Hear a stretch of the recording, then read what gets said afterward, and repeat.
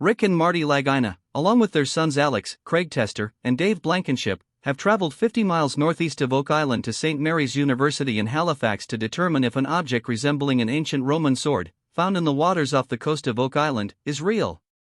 The team has arranged to meet with Professor Miles McCallum, an expert on Roman archaeology, to determine if the sword they've acquired could be an important piece of evidence connecting the Oak Island mystery to the ancient Roman Empire. The team believes that an 1,800-year-old Roman sword from the reign of Emperor Commodus in the 2nd century AD could have found itself in the waters of Nova Scotia. In recent decades, several ancient coins identified as being Carthaginian in origin were found in the coastal regions just north of Oak Island.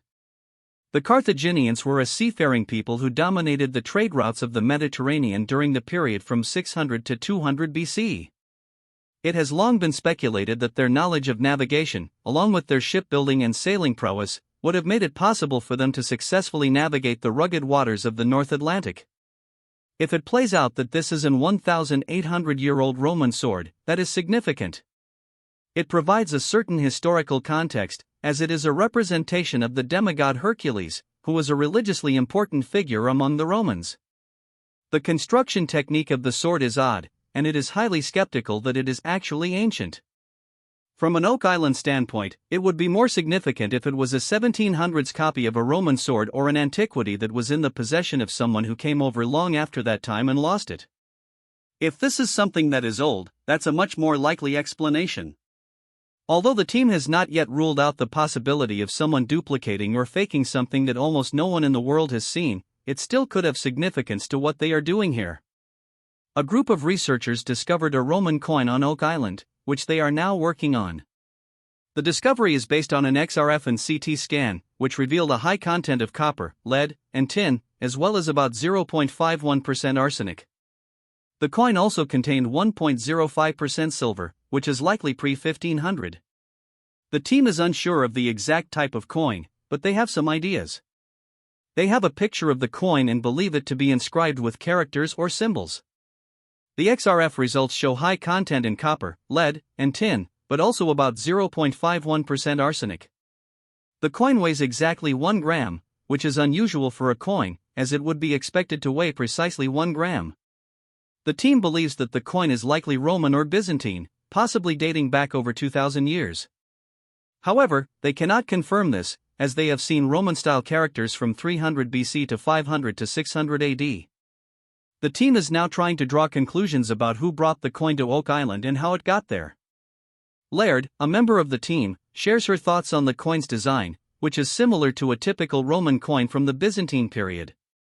She asks if there is a precedent in Nova Scotia or the east coast of the United States, as there are precedents from archaeological sites.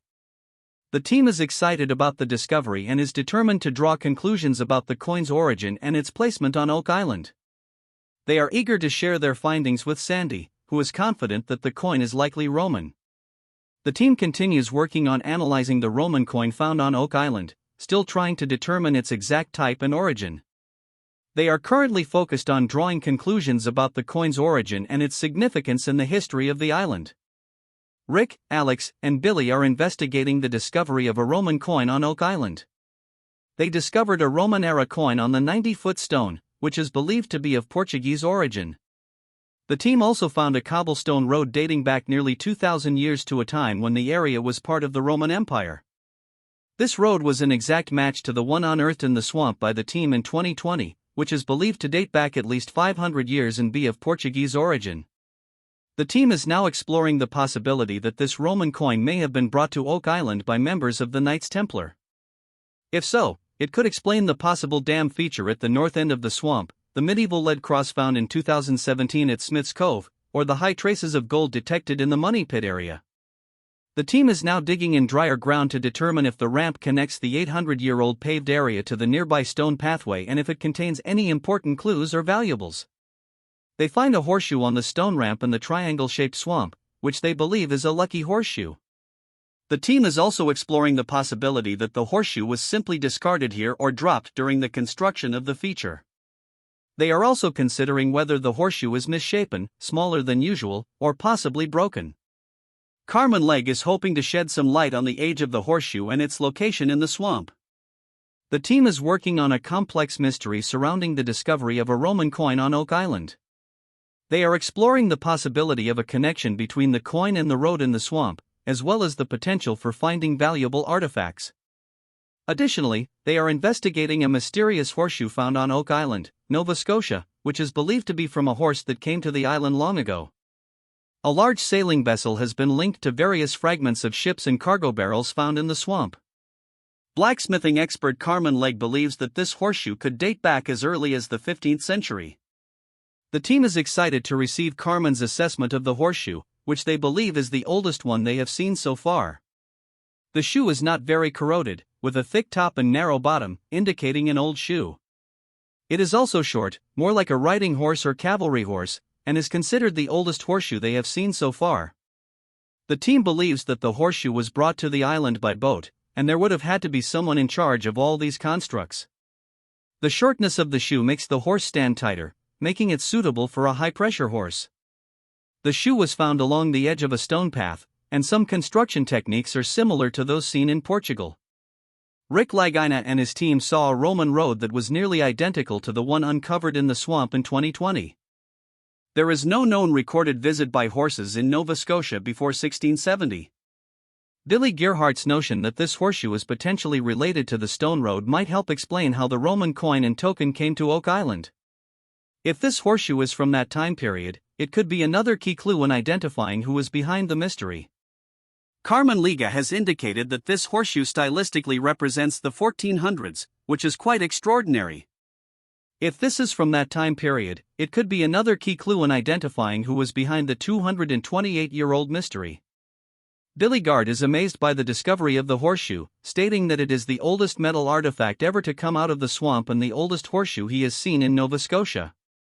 Rick Lagina, a member of the team, has called an important meeting to follow clues from research after the recent discovery of the mysterious empty vault-like structure in the swamp. Team members Doug Kroll and Judy Rudebush, along with historian Terry Devo, have been searching through archives known to contain previous searcher records connected to the Oak Island mystery. Terry and Doug went to the Connecticut Museum of Culture and History to uncover clues that could help prove Fred Nann's theory regarding multiple treasures being buried on Oak Island. The Oak Island material discovered in Connecticut is attributed to Terry Devo's work, which identified an individual whose face is visible on the screen, William B. Goodwin. An early 1930s businessman and historian, Goodwin began researching treasure hunts on Oak Island following the discovery of the money pits in 1795. He amassed a collection of documents, particularly those related to Frederick Blair, who first reported the existence of the chapel vault 153 feet deep in the money pit in 1897. Several letters in 26 boxes of Goodwin's collection related to Oak Island were found, including the Blair treasure map with 3 original notations. Goodwin was trying to determine if this map meant there were 3 separate treasure caches associated with the west end of the island. The team is currently working on a treasure map to find a rock with an X and square shapes on it. They have found every marker on the map is valid, but there is one more major landmark to find: the description of a boulder which appears to be cleaved in half by lightning. An old and forged piece of iron, possibly dating back to the 1700s or older, is also being sought. The team is considering whether they have found another critical clue to help prove the authenticity of the treasure map, potentially indicating something of great value is buried in the area. They will inform the team about their findings regarding the map, as it is a top pocket find.